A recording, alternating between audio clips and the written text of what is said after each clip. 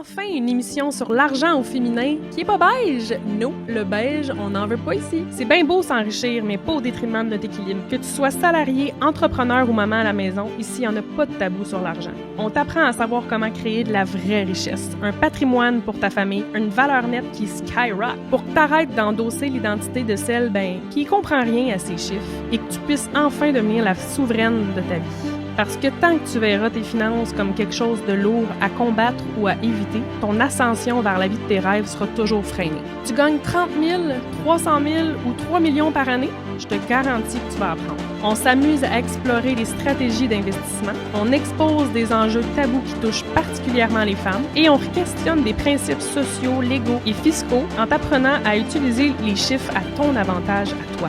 L'argent, c'est mal? Moi, je pense qu'au contraire, c'est carrément la clé de ta liberté. Es-tu prête pour les prochaines minutes les plus impactantes de ta vie?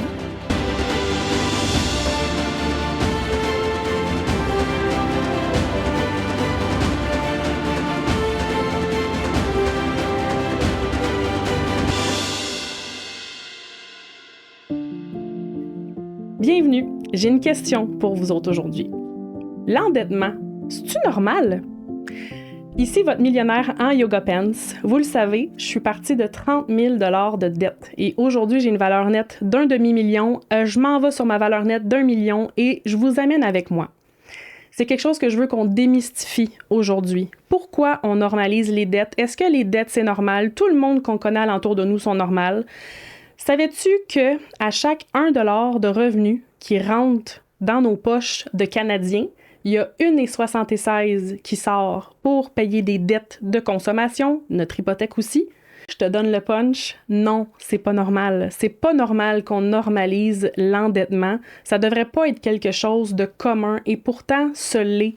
Mais c'est-tu parce que tu vois quelqu'un sauter en bas du pont qu'il faut que tu sautes toi aussi? Tu sais, c'est aussi absurde que ça. C'est-tu parce que tout le monde conduit chaud au volant que « je vais le faire ». Ben non, OK? Fait que c'est ça qu'on va démystifier ensemble aujourd'hui. Et on a avec nous Véronique Joannis qui est là pour une deuxième fois avec nous parce que la première fois, on avait abordé vraiment l'aspect de la culpabilité et de la honte reliée à l'argent. Mais là, on va vraiment y aller dans le psychosocial, tout ce qui est par rapport aux dettes.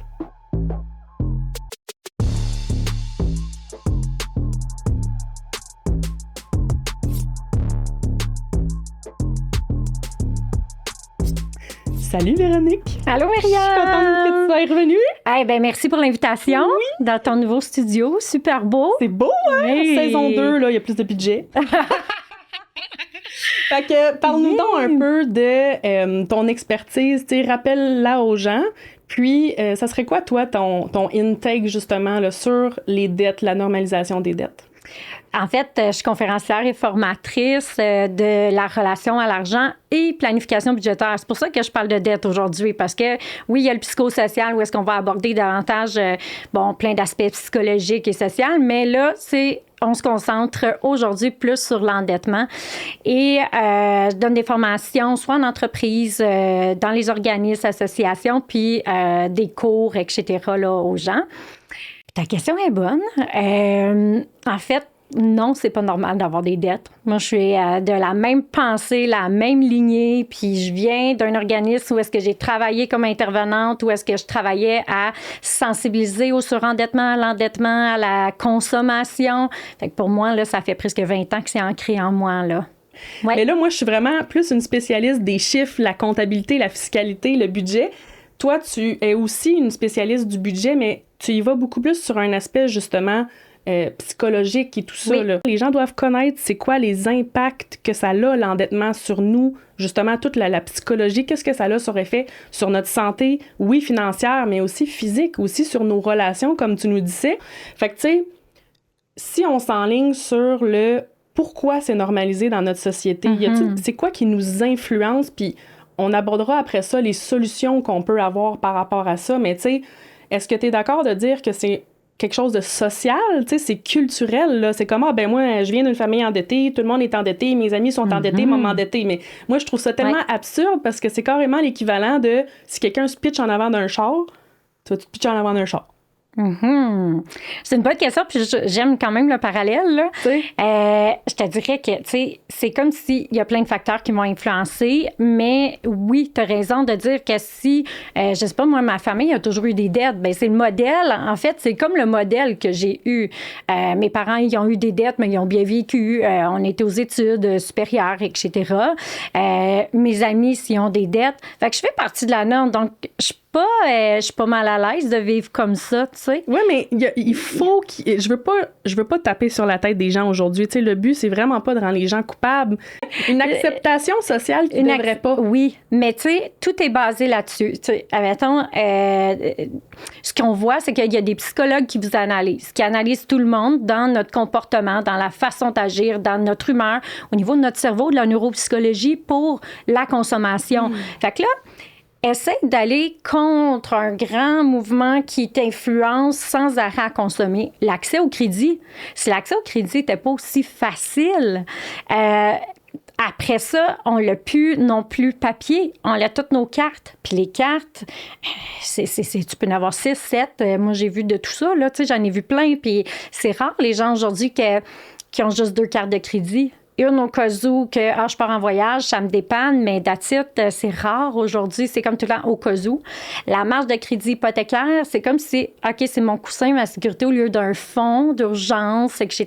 Fait, c'est comme aussi, c'est, oui, les modèles, puis aussi la société de consommation, mais en même temps, ça a tellement augmenté les loyers, l'inflation. Tu sais, il faut aussi enlever une part de culpabilité parce que les salaires sont pas assez élevés. Là, on pourrait partir. Oui. Plein de choses. Mais c'est sûr que l'inflation a joué. Là. Moi, je vais juste montrer un peu comme ma cliente la semaine passée. La cliente la semaine passée fait le budget annuel. Elle est technicienne en éducation spécialisée. Elle a son logement. Aucun superflu. Là. Elle n'est pas une consommatrice, etc. Je regarde son budget, mais elle a un bon salaire. Elle travaille au gouvernement, mais elle n'y arrive pas. Et elle n'a pas de surconsommation. Fait qu'il y a une réalité aussi d'endettement qui est en lien avec les salaires, vu l'inflation, en lien avec l'inflation, mais aussi les taux hypothécaires qui ont monté énormément, tout ça. Fait que des fois, il y a comme une partie qui fait que le salaire féminin, on va se le dire, le salaire féminin est en moyenne beaucoup moins élevé, puis que même si tu fais attention, il y a de l'endettement. Fait que, tu sais, il y a plusieurs choses. Il y en a qui vont vraiment aller dans la surconsommation parce qu'ils se comparent aux voisins, là, une belle comparaison du voisin, ou parce que dans leur famille, ils ont toujours vécu endettés puis c'est une façon de vivre, mais il y a aussi la réalité d'aujourd'hui. Oui, tellement. Hein? Puis un coup qu'on s'enlève la tête du sable, mais c'est de se dire, on fait partie d'un système, qu'on le veuille ou non, comme tu dis, là, constamment. Là, on est sur nos téléphones, on voit des pubs, les banques qui facilitent le crédit, qui comme des slogans, là, vous êtes plus riche que vous croyez, comme qui nous incitent, veut pas, au crédit. Fait que c'est tellement normalisé. Écoute, il y a du marketing de masse. Là. Ils investissent tellement d'argent pour nous faire dépenser parce qu'eux, ils ont tout avantage à ce qu'on paye des intérêts parce que dans ce cas-là, qui s'enrichit, c'est eux, c'est pas nous. Ouais. Après ça, il y a l'aspect social, culturel. On veut tout le temps comme se procurer des objets qui socialement témoignent d'un succès. Un nouvel iPhone, un nouveau char, une nouvelle maison, montrer qu'on est quelqu'un. Fait que là, qui tu cherches à impressionner? Pourquoi? Pour qui? T'sais? En tout cas, des fois, tu fais comme... Tu sais, quelque part, c'est notre faute, mais c'est pas notre faute parce qu'on se fait comme amener dans une espèce de sillon malgré nous, tu sais. Puis comme on avait dit dans l'autre podcast, il n'y a pas d'éducation financière. Il y a ça aussi. Fait que, tu sais, c'est comme de savoir, mettons, OK, de calculer si je ne paye pas ma carte de crédit, ça va me prendre combien d'années de payer les paiements de base? Puis quand est-ce que je vais y arriver? Ça va prendre 20 ans. On ne nous l'a pas montré. Exactement. On ne nous a pas montré toutes les techniques, toutes les stratégies de marketing pour t'avoir. Le premier prix, mettons, que tu vois quand tu rentres à un magasin, c'est un biais cognitif. Tu vas à la premier prix, là, tu vas voir, le deuxième achat, il va paraître donc bien beau en rabais.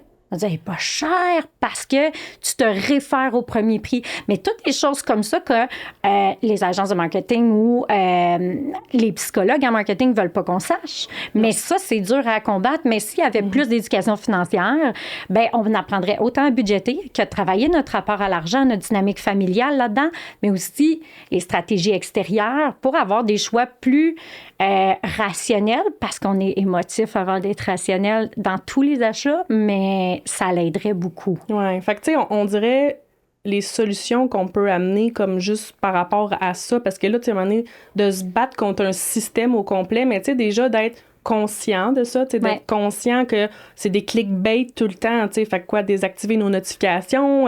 Après ça, bon, quand tu veux chercher à t'acheter du matériel pour impressionner quoi, tu sais, aller guérir quelque chose au point de vue psychologique. La comparaison sociale, là, c'est un des grands fléaux. Ben exactement. Puis après ça, ben c'est l'éducation financière, tu sais, d'où l'idée du podcast. L'éducation, tu sais, puis veux pas, c'est de s'entourer mieux aussi, je pense, parce que c'est sûr que si t'es avec une gang d'amis ou, tu sais, si dans ta famille, c'est prôné le matériel, tu sais, tout le temps des sorties qui coûtent cher, ben tiens-toi donc avec une nouvelle gang ou tu sais, va chercher des modèles. À cette heure, on a le web, là, je trouve que on peut aller chercher des modèles différents. Quand on n'en a pas là, alentour. C'est ça, quand on n'en a pas alentour. En tout cas, vous nous avez, sachez-le. Venez nous suivre, on est là, OK, si vous voulez comme sortir un peu de ces mentalités-là que on reçoit par la famille ou les amis, puis que c'est dur de s'en sortir là, quand on est tout seul dans notre coin. Là. Oui, puis tu sais, des fois, changer de cercle social, c'est comme presque impossible, mais comme tu as dit, sur des groupes, ça peut aider. Ou sinon, de proposer, des fois, sortir de sa zone de confort, puis d'être le premier ou la première de la famille, de dire « Hey, on peut-tu faire un échange de cadeaux cette année? » Ou avec vos amis, hein, on peut-tu faire un potluck au lieu d'aller au restaurant? De juste le proposer, puis il y a quand même 86% des gens là, au Québec qui vivent de l'anxiété financière. Fait que de proposer ça, ça risque de briser un tabou que personne n'ose dire. Puis là, il y en a plein qui vont sûrement dire « Ah oui, ça m'intéresse. » Puis il faut juste être le premier ou la première parfois dans une famille ou dans un cercle d'amis pour oser faire différent. Si on en parle justement, parce qu'on s'entend que les dettes, là, ben, ça touche tout le monde, mais encore plus les femmes. Ouais. Tu sais, puis j'étais allée chercher sur le web justement pour trouver, tu sais, bon, mais c'est quoi la différence? Parce qu'on s'en rend pas compte, tu sais. Puis souvent, moi, quand je parle avec mon chum ou quand je parle avec un homme, comme ben non, tu sais, on dépense pas moins qu'une femme ou tu sais... j'ai trouvé 7 points, OK, de pourquoi la femme, en général, va être plus endettée. OK, c'est intéressant. Puis là, je lis ça, puis je suis comme, oh mon Dieu. Tu sais, je m'en rends même pas compte, OK? Fait qu'en partant, les inégalités salariales, ben ça, on le sait, mais comme, c'est vrai. Ça en fait partie de l'endettement. Après ça, ben, veux pas, là, la charge mentale de la famille... C'est nous qui prend off quand les enfants sont malades, quand il y a des rendez-vous à l'hôpital. Tu sais, les papas s'impliquent de plus en plus, mais reste que souvent, c'est nous le salaire plus petit. Fait que qui manque quand l'enfant il est malade, le salaire plus petit, tu sais? Fait qu'il y a ça. Après ça, l'endettement étudiant. Il y a de plus en plus de bachelières. C'est malade, mais ça fait des dettes étudiantes. Oui, fait que la femme, des fois, peuvent être longues à rembourser. Ouais, fait que la femme, elle sort de ses études avec un salaire en partant moindre, avec peut-être un congé de maternité en plus qu'elle a eu ou qu'elle va avoir. Fait que là, c'est comme 3 strikes en arrière, tu sais. Ouais. Après ça, il y a la pression socio-culturelle, là, le marketing, tu sais, qu'on doit être jeune, les crèmes, les make-up, le botox, toutes ces affaires-là. La taxe rose, hein? Oui, exactement. Le même rasoir pour hommes, pour femmes, la même chose pour femmes va être plus cher. Donc, si ça vous intéresse, là, la taxe rose, là, c'est un peu insultant, mais ça en fait partie des frais qui sont plus élevés, là. Ouais. C'est fou, hein? Puis, tu sais, sinon, ben, il y a les violences économiques. Ouais. Puis, il y a la retraite, dans le fond, qui est retardée là, à cause de toutes ces raisons-là, que la femme est moins capable de cumuler de la richesse au long de sa vie de travailleuse. Il faut qu'elle reste en moyenne 50 plus sur le marché du travail que les hommes, tu sais. Mais sais-tu pourquoi? Fait que là, quand je regarde tout ça, je suis comme, hey, déjà que les dettes en partant, l'endettement, c'est un problème. C'est la consommation, le bon pour tout le monde. Mais en plus, nous autres, on a 7 strikes de plus, là. Fait que, tu sais, je m'en suis sortie, moi, des dettes. Mais, tu sais, j'aimerais ça qu'on en parle, justement, de c'est quoi que les dettes peuvent avoir sur notre santé, tu sais. Oui, financière, mais là, toi, t'as l'aspect psychosocial. Oui, bien, dans le fond, les dettes, l'anxiété et le stress financier, parce que on peut vivre, tu sais, là, on va briser un mythe, là. on peut vivre du stress et de l'anxiété sans dette.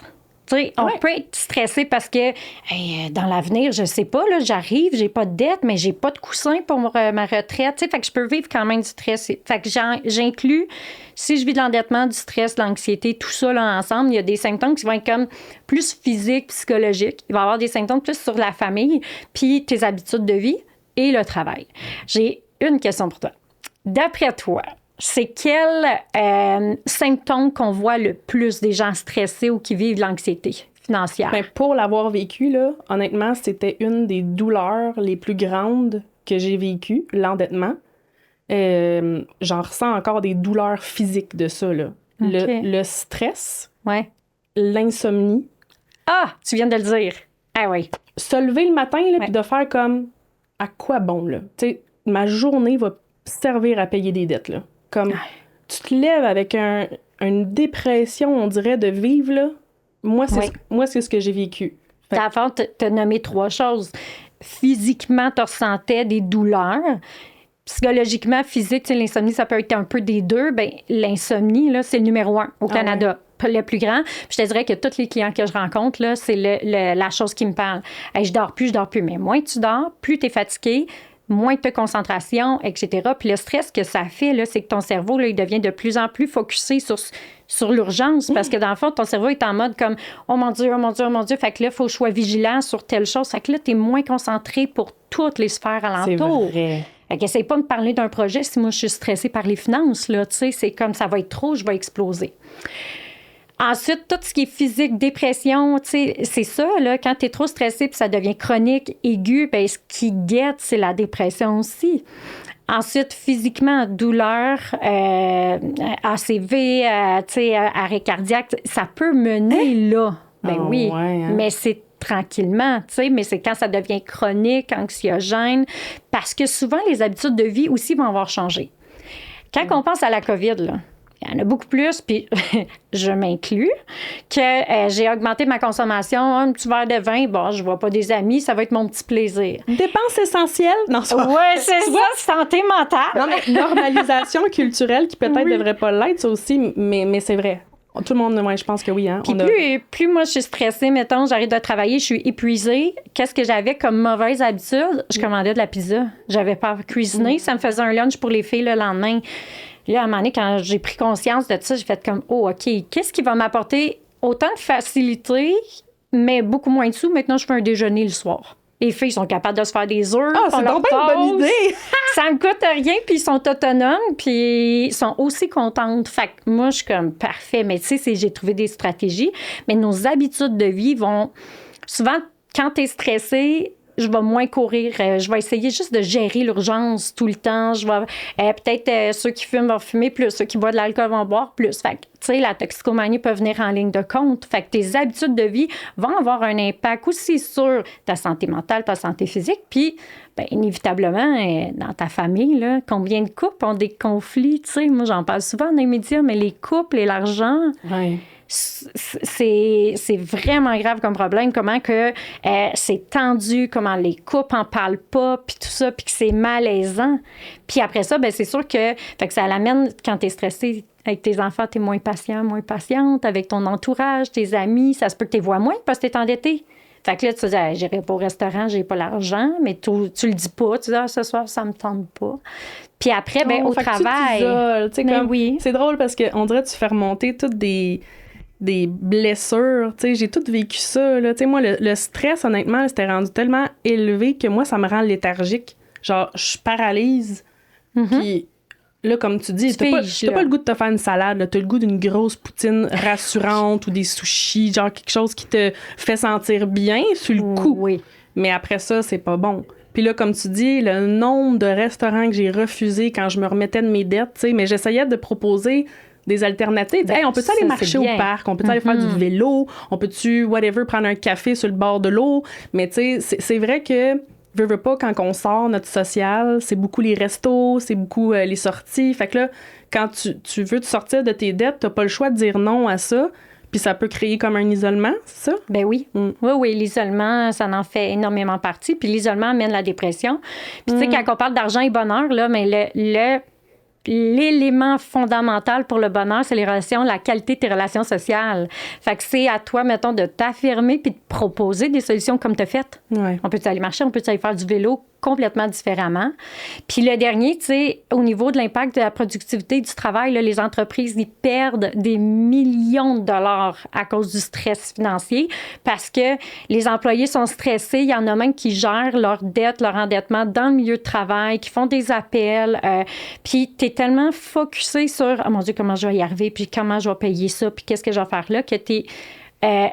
c'est dangereux pour l'absentéisme. Il va y avoir plus d'absentéisme parce que tu es fatigué. Tu vas peut-être faire des erreurs dans le calcul de tes chiffres. Tu vas peut-être être moins concentré. Tu vas être moins rapide, moins productif, moins rentable pour ton entreprise. Fait que ça, c'est une des choses que, des fois, de dire à votre entreprise, s'ils ont des programmes pour employés, dire ça pourrait être le fun d'avoir des petites formations, des conférences sur le sujet parce que eux-mêmes, ça va être plus rentable. Mais toi, c'est quelque chose que tu peux faire, ça, peut-être? Oui, Tu te rends sur des milieux de travail? Je me rends des milieux de travail, puis j'en fais beaucoup par Zoom. Wow. Vraiment, où est-ce qu'on regarde les stratégies pour s'en sortir, tu sais, parce que pour moi, il n'y a pas juste on augmente les revenus, on diminue les dépenses. Il y a beaucoup plus que ça. Puis c'est ça que c'est plus complexe. Là. Parce que, tu sais, sur papier, c'est simple. C'est comme perdre du poids. Oui. Ben, bouge, puis mange mieux. Oui, mais comme...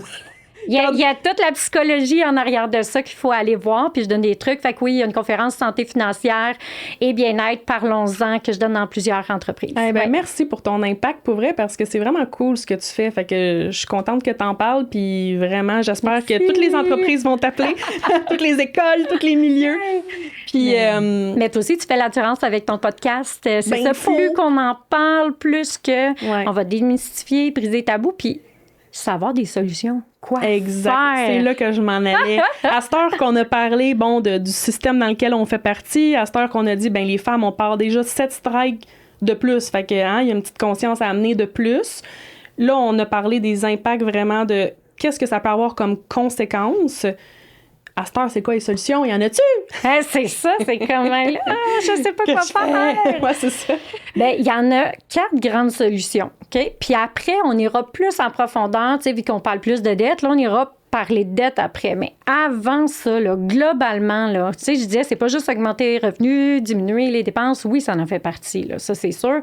Mais moi, ce que je prône, c'est vraiment 4 stratégies ensemble pour améliorer ton bien-être puis ta santé financière. La première, ton mindset. Tu vas voir aller parce que... Mais attends, mais développe, OK? Parce et l'état d'esprit. Oui, mais même quand... Moi, je dis ça à mon chum, Max, là, c'est le mindset. Là, il vire des yeux, le mindset. C'est quoi ça, le mindset? Mais c'est quoi le mindset? Oui, je te donner un exemple concret parce qu'on perd des gens quand on dit ça. Là. Des fois, c'est comme ça a de l'air, nanana. Ouais. Dis-toi que si tu dis à chaque jour, il n'y en a pas de solution, j'y arriverai pas à améliorer mes finances parce que mon emploi, je suis salarié puis ça va rester comme ça. Tu n'iras pas chercher des ressources, tu n'écouteras pas des podcasts, tu ne liras pas des livres parce que ta situation ne changera pas. Juste de te dire, je ne connais pas la solution, mais je vais m'intéresser puis je vais regarder ce qui se fait. Juste ça. Ton état d'esprit, ta façon de penser, ta fausse croyance de dire il n'y a rien à faire, il y a peut-être des choses que tu ne connais pas qui existent. Fait que d'être ouvert à dire je ne sais pas ce qu'ils ont, ces filles-là, qui savent que moi, je ne sais pas, mais on va m'intéresser. Tu sais, fait que juste ça. Fait que ça, c'est important parce que tu ne régleras pas un problème si tu n'es pas ouvert à dire je peux l'améliorer. Oui. La deuxième, ton rapport à l'argent. Là, c'est là, tu sais. Ça me fait penser, des fois, j'ai des clientes qui sont comptables. On va te parler. Qu'est-ce qu'ils ont, les comptables? Je vais parler des comptables. Ça m'est arrivé à quelques reprises d'aider des comptables qui, comme salariés, comme entrepreneurs, sont numéro 1, là. Et l'entreprise va super bien, ils font la comptabilité, mais pourquoi eux, ils ont plein d'endettement, puis dans leur budget personnel, ça va pas du tout? Je vais te le dire. Pourquoi? Moi, je les connais, les comptables, les avocats, les fiscalistes, les courtiers immobiliers. C'est toute la même gang, là. C'est une gang de flasheux. Souvent. Attends, je ne veux pas généraliser, mais souvent, veux pas, ce qui vient... tu sais, même chose, médecin, pharmacien. Quand tu as comme un espèce de statut par ton titre, veux pas, tu veux avoir la main. Tu sais, honnêtement, tu travailles fort. Là. Quand tu as un titre professionnel, là, ça a l'air bien beau, mais tu as étudié pour, tu as une responsabilité de plus. Tu sais, mettons, je pense au chef infirmière. Là. Elle, là, si elle saoule la veille, puis qu'elle arrive le lendemain, elle peut carrément tuer quelqu'un. Tu sais, un fiscaliste, un comptable, on a vraiment. Puis j'ai pas mon titre, moi, là, mais on a vraiment un impact sur les finances des gens. Il y a vraiment une responsabilité. Fait que c'est comme s'il y a une affaire de je travaille fort, fait que je me garde plus, de un. Et aussi, c'est de reconnaître ton statut social au sein de ton cercle. Il faut que tu aies l'air d'être quelqu'un. Là. Fait que, vu que tu es comptable, vu que tu es pharmacien, il faut que tu aies la grosse maison, le beau char.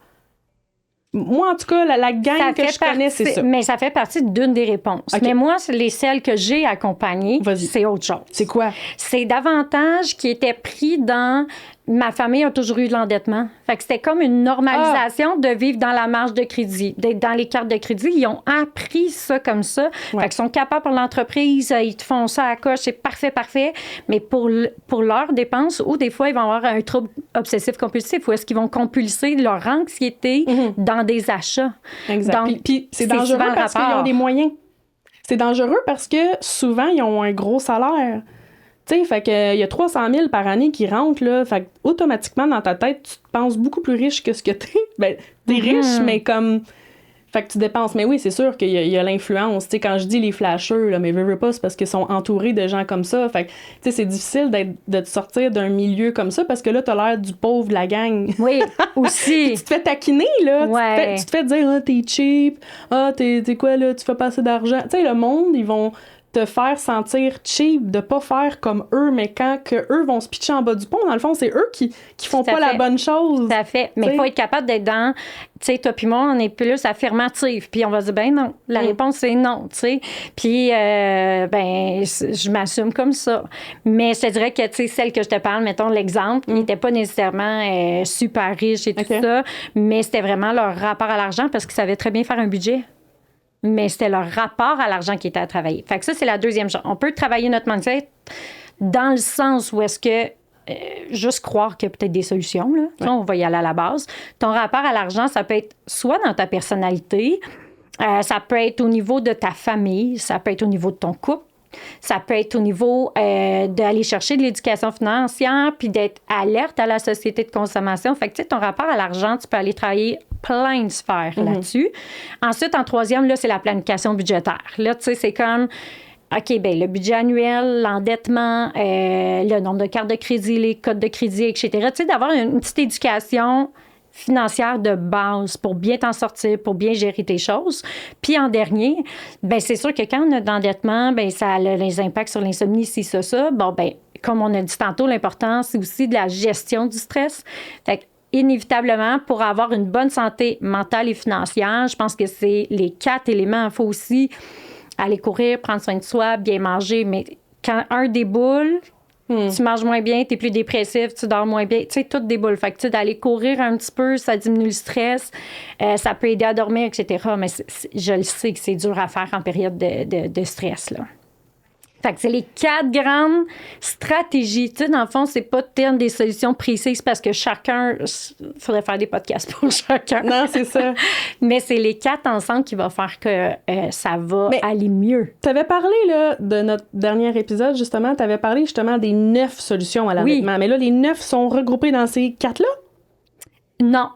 Dans le fond, une bonne planification budgétaire, là, bon, il y a plein de choses à faire, mais là-dedans, c'est de regarder aussi si j'ai des dettes, qu'est-ce que je peux faire?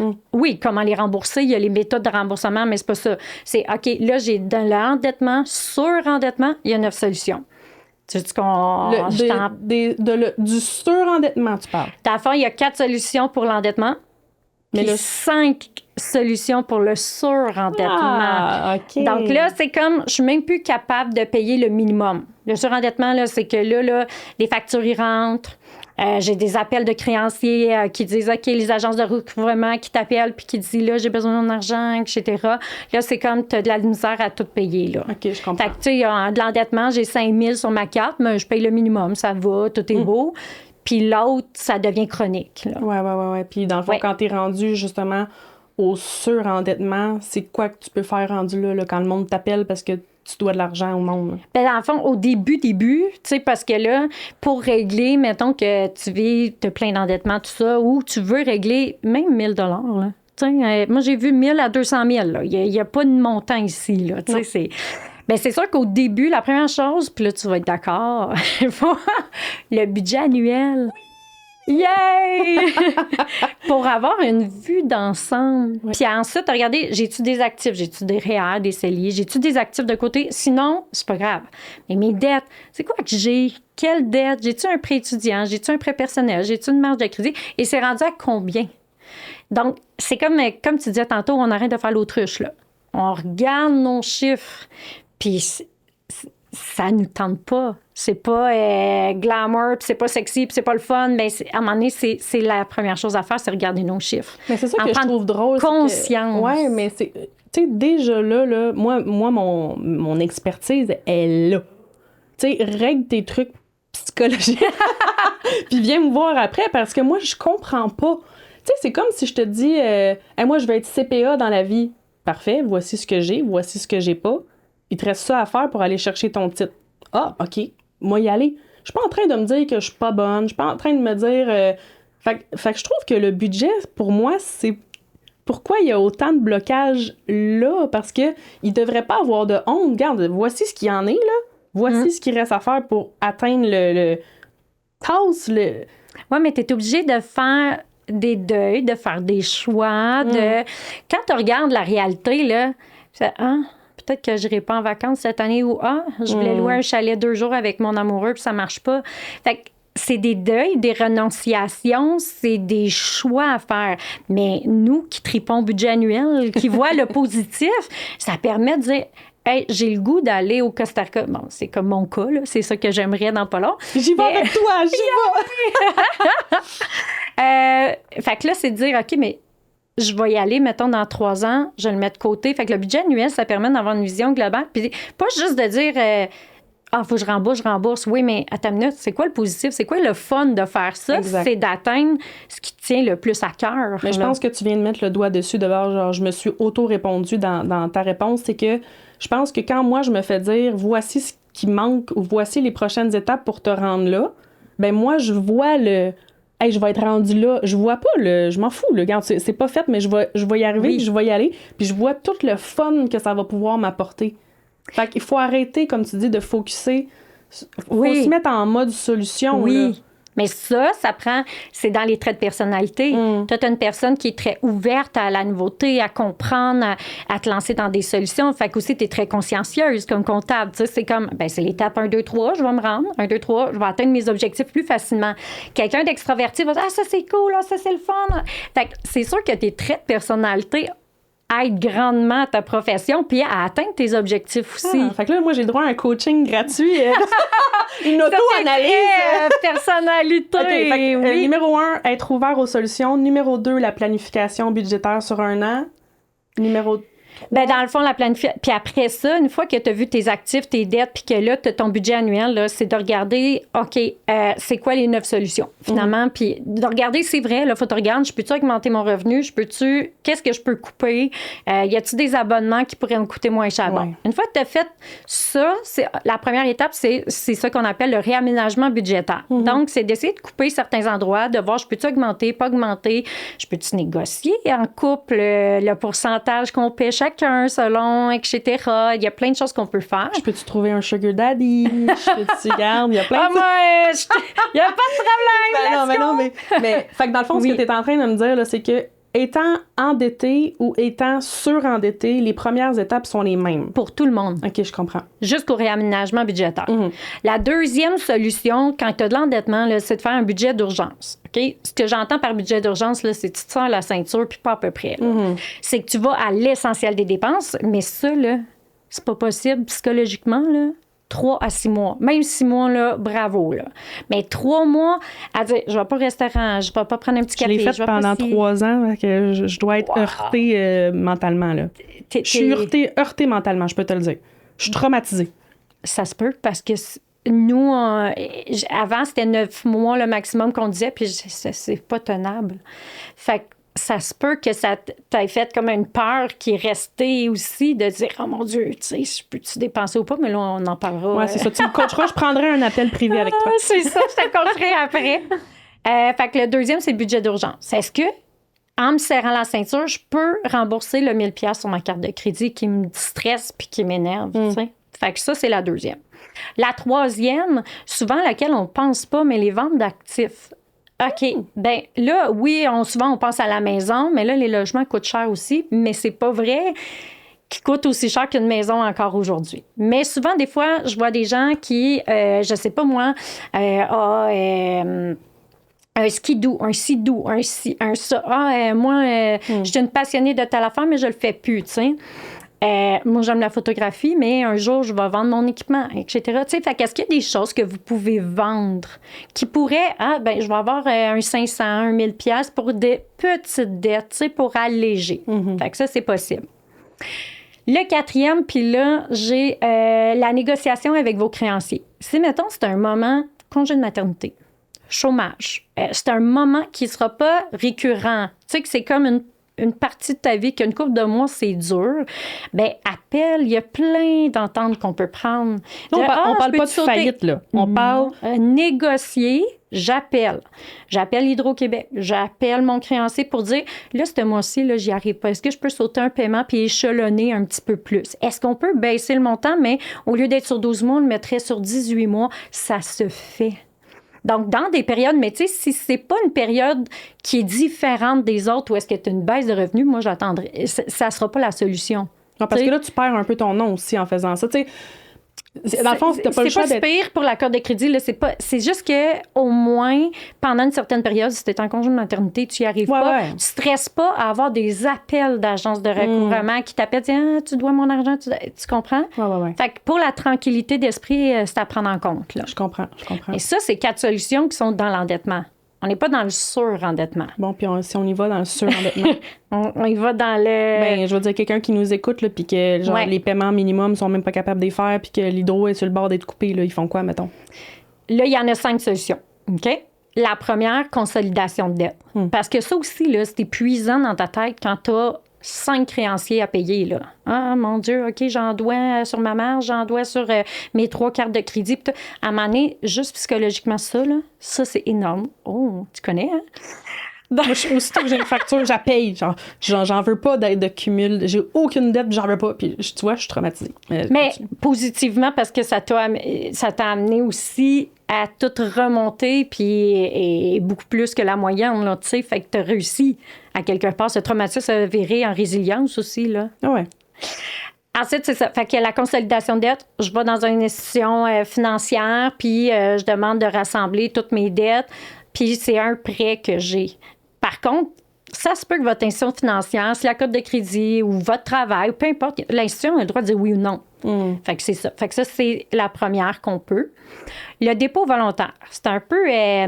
souvent, ça, c'est fait avec les syndics en insolvabilité. C'est plus complexe. Ça se fait avec la cour. Puis c'est vraiment dans des périodes où est-ce que tu peux même pas rembourser. Puis là, le taux d'intérêt va être de 5 %. Mais c'est complexe, le dépôt volontaire. Fait que moi, je dis, n'importe qui, appelez un syndic en insolvabilité. Puis ça fait... Ils vont tous vous expliquer ça. L'autre solution, il y a la proposition de consommateur. Tu sais, avant d'arriver à la faillite, il y a quand même la proposition de consommateur aussi, qui, ça, c'est comme si toutes tes dettes, là, dans le fond, ils vont prendre, tu vas rembourser un pourcentage de l'ensemble de tes dettes, mais tu vas garder tes biens. Dans le fond, ton auto passera pas dedans ou des choses comme ça, OK? Fait que c'est mettons, en 5 ans ou en 3 ans, tu vas avoir tout payé. Fait que tu n'as plus d'appel d'agence de recouvrement.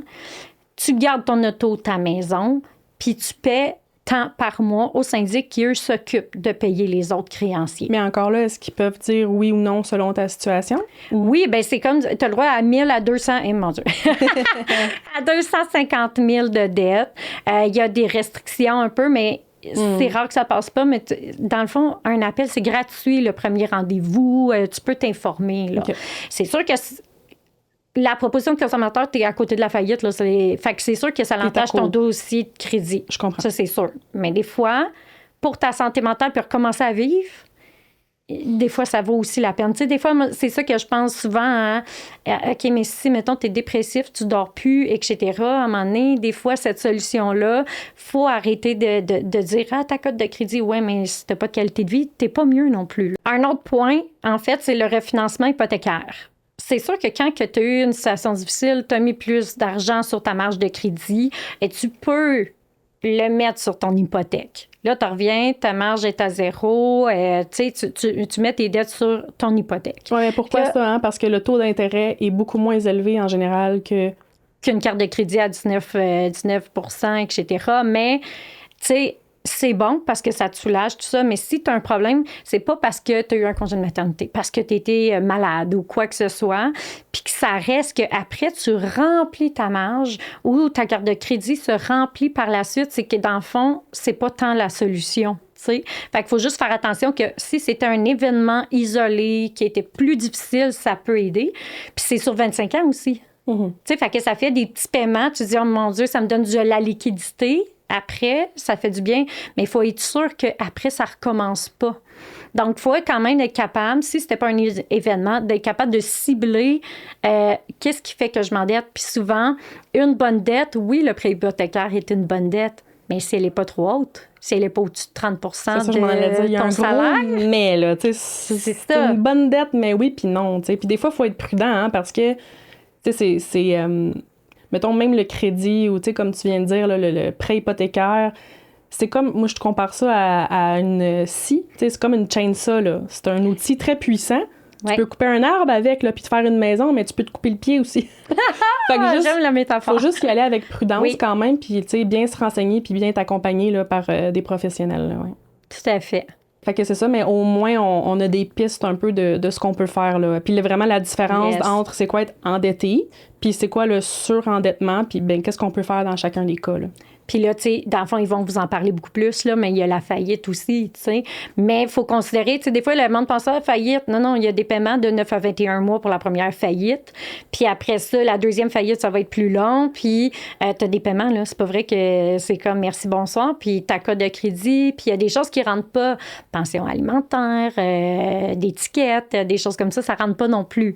Fait que toujours les professionnels, on les appelle. Puis il faut arrêter d'être gêné d'appeler les professionnels parce que c'est tabou l'argent, mais on a vu de tout. Tu sais, fait que pour nous, on va comprendre votre situation puis on en a vu plein. Ça, j'aime ça dire ça à mes clientes. Tu sais, des fois, j'en ai qui veux pas, on a démystifié ça ensemble, hein, la honte et la culpabilité. Là, vous irez voir ça, c'était super intéressant. Parce que c'est typiquement féminin aussi. Là. Mais tu sais, moi, quand je leur dis, je suis comme une gynécologue. Je suis une gynécologue des chiffres, carrément. Là, regarde-moi, là. Je n'ai vu de toutes sortes. Ouais. Ça me gênera même pas tout ce que tu as à me dire. Moi, je suis vraiment en mode solution. Tu sais, je veux vraiment t'aider, tu sais, parce que on dirait que là où je suis rendue, surtout là où je suis rendue, puis c'est juste le début, là, mais tu sais, c'est que par rapport à l'argent, là, moi, je vois tout le fun. Tu sais, là, on parle du crédit et de l'endettement, mais pour moi, le crédit, c'est une forme d'enrichissement. Moi, je me sers de mon crédit pour m'enrichir, pour voyager gratuitement, pour m'apporter des belles choses. Fait que, tu sais, moi, le crédit, je le vois pas mal.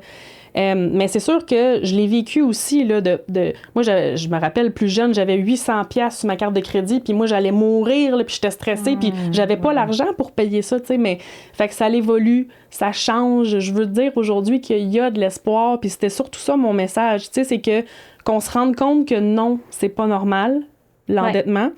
Il faut arrêter de normaliser ça. Si tu vois tes amis ou ta famille qui se pitchent en bas du pont, fais pas comme eux.